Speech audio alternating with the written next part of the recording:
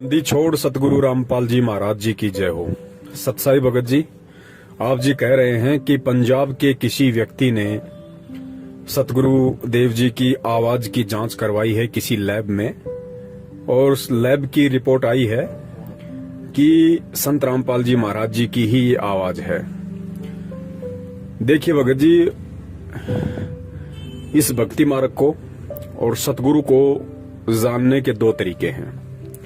एक तरीका तो ये है कि आप सामान्य व्यवहार से आप परमात्मा को पहचानने की कोशिश करोगे, और दूसरा तरीका है आध्यात्मिक आधार से, तत्व ज्ञान को आधार बना के परमात्मा को पहचानने की कोशिश करोगे। तो पहले वाले तरीके से, जो कि सामाजिक तरीका है, एक व्यवहारिक तरीका है, उस तरीके से आप जी लाख जन्म में भी संत रामपाल जी महाराज जी को या उनकी भक्ति को नहीं पहचान पाओगे। और दूसरा तरीका है आध्यात्मिक तत्व ज्ञान वाला, केवल उसी से परमात्मा की पहचान होती है, दूसरा कोई तरीका नहीं होता है। आप बेंगलोर की जिस लैब की चर्चा कर रहे हैं कि वहां से रिपोर्ट आई है कि हिसार जेल से जो ऑडियो आई है और जो संत रामपाल जी महाराज जी के सत्संगों वाली आवाज है, दोनों एक ही हैं। भगत जी, इस भक्ति मार्ग में हर व्यक्ति के अपने अपने विचार होते हैं, अपने अपने मत होते हैं। मत वैसे एक ही चलता है इसमें परमात्मा का, लेकिन जिस व्यक्ति ने जितना इस मार्ग को समझा है उस हिसाब से दास बात कर रहा है कि भक्ति मार्ग पे सतगुरु के सत्संगों को समझने के बाद में हर व्यक्ति के अपने अपने मत होते हैं। क्योंकि परमेश्वर कहते हैं, जिसकी जितनी बुद्धि उतना दे बताए, उसका बुरा मत मानियो अधिक कहां से लाए। और परमात्मा की वाणी भी है कि जेता घट तेता मता, घट घट सोच विचार। तो भगत जी, यहाँ सबके अपने अपने मत हैं, सबके अपने अपने विचार हैं। कोई किसी प्रकार से भी सोच सकता है, किसी की सोच पे कोई भी प्रतिबंध नहीं है। और जिस लैब की आप बात कर रहे हैं भगत जी, ये आप तो बेंगलोर की बात कर रहे हो बड़े भैया, मैं आपको दुनिया की सबसे बड़ी लैब की बात बताता हूँ। जो दुनिया की बड़ी बड़ी लेबोरेटरी हैं, जिन्होंने शोध किए और कई वर्षों के बाद उन वैज्ञानिकों ने उन्हीं लेबोरेटरीज में शोध कर करके, गहन अध्ययन कर करके, दुनिया भर के प्रपंच लगा लगा के उन्होंने ये निष्कर्ष निकाल दिया और पाठ्यक्रम की पुस्तकों में लिख दिया कि इंसान की उत्पत्ति बंदर से हुई है। क्या कहा उन लेबोरेटरीज ने? कि इंसान की उत्पत्ति बंदर से हुई है। अब आप बताइए बड़े भैया, एक तरफ तत्व ज्ञान कहता है, अध्यात्म कहता है कि इंसान एक अलग योनि है और बंदर एक अलग योनि है, और ये आपकी लेबोरेटरी, आपके वैज्ञानिक कह रहे हैं कि इंसान की उत्पत्ति बंदरों से हुई है। और फिर आप कहते हो कि बेंगलोर की लेबोरेटरी ने साबित कर दिया कि हिसार जेल से आने वाली ऑडियो और संत रामपाल जी महाराज जी के सत्संग दोनों सेम है। अब इससे ज्यादा मैं कुछ नहीं बोलूंगा भगत जी।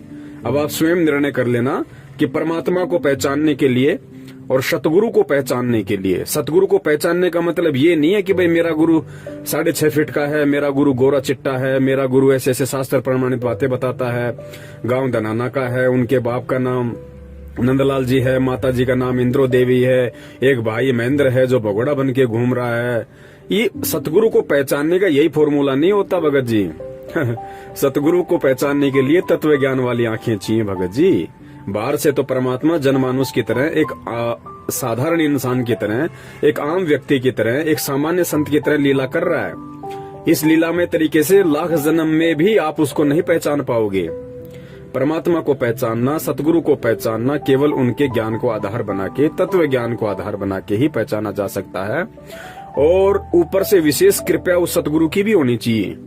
आपके पास अपने पिछले जन्म जन्मांतरों के शुभ भक्ति कर्म भी साथ में होने चाहिए, और वर्तमान में सतगुरु का आशीर्वाद और वर्तमान की भक्ति, जब तक भगत जी ये तीनों चीजें एक साथ नहीं मिलेंगी, सतगुरु को नहीं पहचान सकते। जानने को तो सारी संगत जानती है कि हमारे गुरुजी संत रामपाल जी महाराज जी हैं, लेकिन आपके गुरुजी हैं कौन? आपके गुरुजी हैं कौन? स्वयं कबीर। लेकिन कितने लोग जान पाए इस बात को कि मेरा गुरु स्वयं कबीर है और संत रामपाल जी महाराज जी के रूप में धरती पे प्रकट है? बताइए। अभी कुछ ही दिन पहले की बात है, शायद 2 महीने बीते हैं, सितंबर के महीने में 90% संगत ने उनका जन्मदिन मना दिया। तो बताइए, जानते तो सब थे संत रामपाल जी महाराज जी को, लेकिन पहचाना किसने? पहचाना केवल उन 10% लोगों ने, उन 10% सत्सेवकों ने, जिन्होंने उनका केवल प्रकट दिवस मनाया, जन्मदिन नहीं मनाया। क्योंकि सत्सेवकों को पता था कि ना सतगुरु जननी जने जाके माना बाप, पिंड ब्रह्मंड से रहित है ना वहां तीनों ताप। सतगुरु यदि हम उनको कहते हैं तो सतगुरु कहने से पहले ये दिमाग पे जोर देना चाहिए कि सतगुरु के विषय में कबीर साहब ने कहा कि ना सतगुरु जननी जने, कि जो सतगुरु होगा वो कभी भी माँ के गर्भ से जन्म नहीं लेता। तो या तो उन्हें सतगुरु कहना छोड़ दीजिए, और अगर कोई उन्हें सतगुरु कहता है तो फिर उसको मानना पड़ेगा कि सतगुरु माँ के गर्भ से जन्म नहीं लेता। सतगुरु कभी किसी जननी से जन्म नहीं लेता। अब देखिए भगत जी, यहाँ पे मानना और पहचानना दो बातें हो गई। मान तो 90% लोग रहे कि संत रामपाल जी महाराज जी भगवान हैं, संत रामपाल जी महाराज जी कबीर जी हैं, लेकिन पहचान केवल 10% सत्सेवक ही रहे हैं जिन्होंने उनका प्रकट दिवस मनाया। तो भगत जी, इस प्रकार एक तो व्यवहारिक तरीके से सतगुरु को पहचानना और एक आध्यात्मिक तरीके से सतगुरु को पहचानना, इन दोनों बातों में रात दिन का अंतर है। और सतगुरु की आवाज, परमात्मा की आवाज, कबीर की आवाज को एक लेबोरेटरी बता देगी कि ये कबीर की आवाज है। अरे खुद उनके भगत नहीं पहचान पा रहे जिसे, उनके 90% भगत जो बरसों से उनके चरणों में पड़े हुए हैं, भक्ति कर रहे हैं, जब खुद उनके भगत जो बरसों से साधना कर रहे हैं, उनके सत्संग सुन रहे हैं, उनसे आशीर्वाद ले रहे हैं, इतने प्रमाण देख रहे हैं, उसके बाद जब बरसों से खुद उनके भगत उन्हें नहीं पहचान पा रहे कि मेरा गुरु स्वयं कबीर है और कबीर कभी माँ के गर्भ से जन्म नहीं लेता, तो भगत जी वो लेबोरेटरी वाले, वो दिन में 3 बार शराब पी के जांच करने वाले, वो बीड़ी सिगरेट का सुट्टा लगाने वाले बड़े भैया, वो क्या पहचानेंगे कि ये आवाज उस कबीर की है या किसी और की है। भगत जी, भक्ति मार्ग है, हमें हर पॉइंट पे दृढ़ रहना पड़ेगा, हर पॉइंट पे, क्योंकि विचलित करने के लिए काल सैकड़ों चाल चलेगा। ये इस तरह की हजारों काल चलेगा इस समय विचलित करने के लिए। और परीक्षा सबकी है, परीक्षा मैनेजमेंट के पीछे लगे हुए लोगों की भी चल रही है, परीक्षा हम सत्सेवकों की भी चल रही है। और भगत जी, ये दुनिया के बड़े बड़े महान वैज्ञानिक और बड़ी बड़ी ये महान लेबोरेटरी, ये पिछले 8-10 महीनों से दिन रात चक्कर काट रहे हैं। इनके सर में दर्द हो गया, इनके सर्दियों में पसीने टपकने लग रहे हैं। ये आज तक एक उस कोरोना का तो ढंग से टेस्ट कर नहीं पाए, कोरोना की तो ढंग से रिपोर्ट पेश कर नहीं पाए कि वो कैसे फैलता है, क्या होता है, कैसे उसका उपचार होगा, कैसे वो मिटेगा, कैसे खत्म होगा, ये क्या भला है। आज तक उस कोरोना का तो भगत जी आपके साइंटिस्ट जांच कर नहीं पाए। और बात करते हो संत सतगुरु रामपाल जी महाराज जी, खुद पूर्ण परमेश्वर कबीर साहिब जी की आवाज की जांच करने की, पहले कोरोना की जांच तो करके दिखा दे ढंग से लेबोरेटरी। सतगुरु का तो बहुत लास्ट में नंबर है, दुनिया खत्म हो लेगी उस समय तक। तो जब सतगुरु की जांच की बात आएगी ना, अब कौन कर देगा जांच सतगुरु की? भाई बता दीजिए, कौन कर देगा? जिसने पूरी दुनिया बनाई, जो सारी दुनिया उस परमात्मा के पैर के अंगूठे के नीचे बैठी है, उसकी जांच कर देगा एक सामान्य प्राणी?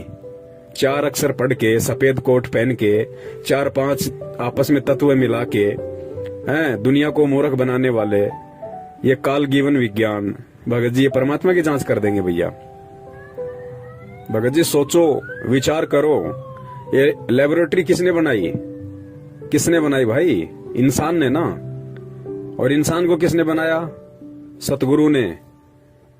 तो बड़े भैया, जिस इंसान को सतगुरु ने बनाया है वो इंसान सतगुरु की जांच कर देगा?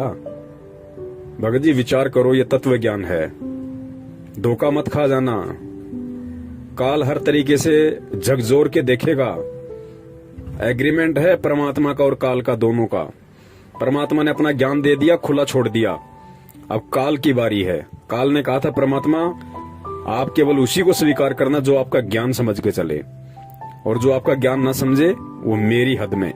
तो भाई काल अपने अपनों को छांट रहा है जो काल की हद में है, जो अभी सतगुरु के ज्ञान को समझ नहीं पाए, सतगुरु को सतगुरु नहीं मान पाए, भगवान को पहचान नहीं पाए, काल उनको छांट रहा है, उनकी छटनी कर रहा है और फिर उनसे कुकर्म करवा के अपने पाले में ले रहा है। यही परमात्मा से दूर होना है। अब जिन जिन लोगों ने इस पीले पर्चे के आदेश पे जितने भी कुकर्म किए हैं, वो छटनियां थी, वो छट चुके हैं। वो लोग परमात्मा की हद से बाहर हो चुके हैं, वो काल के खेमे में जा चुके हैं। भले ही वो 3 टाइम की आरती करते रहो, भले ही वो मंत्र जाप करते रहो, ये मंत्र जाप, ये आरतियां तो काशी में परीक्षा लेने के बाद 25 साल तक हमने खूब की थी। हो गए पार। तत्व ज्ञान की भक्ति है भगत जी। एडी से चोटी तक पसीना आएगा समझने में कि संत रामपाल जी महाराज कौन है।